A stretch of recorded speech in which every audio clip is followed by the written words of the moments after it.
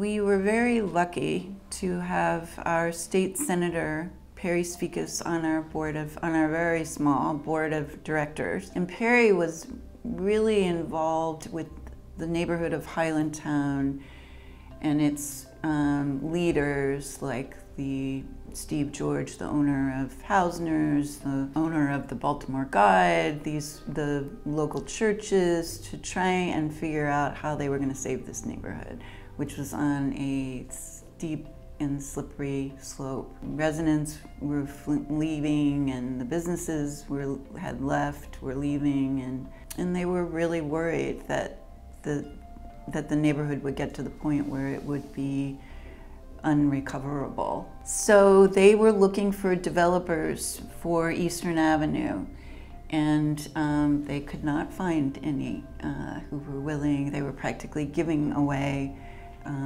the abandoned commercial buildings along this main avenue. You know, along our journey, we met some people.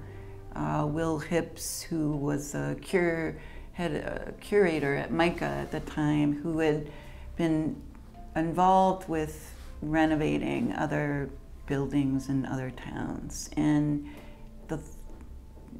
the idea finally occurred to us, well, we could have our own space. So we went to Perry and we said, well, what about the idea of an art center?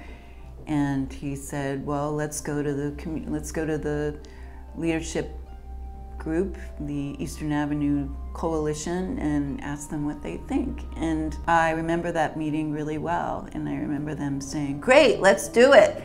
And I remember leaving the meeting going, are they serious? And they were.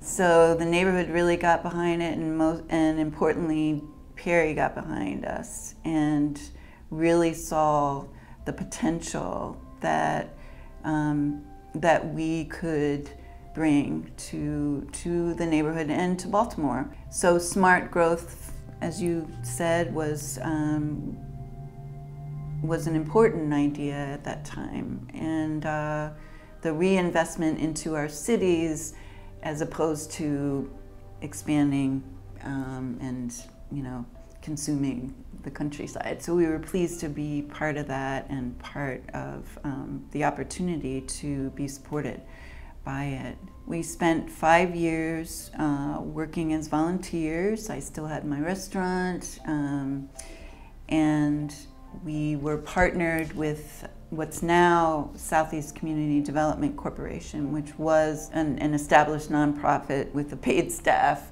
and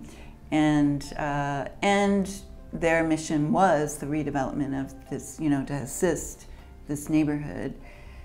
So we came with our ideas. We worked with them for 5 years. We designed the building. We toured the avenue. We picked the Patterson Theater as the cultural icon of the neighborhood. We fit our ideas in this building with the help of Joe Ben Holbeck.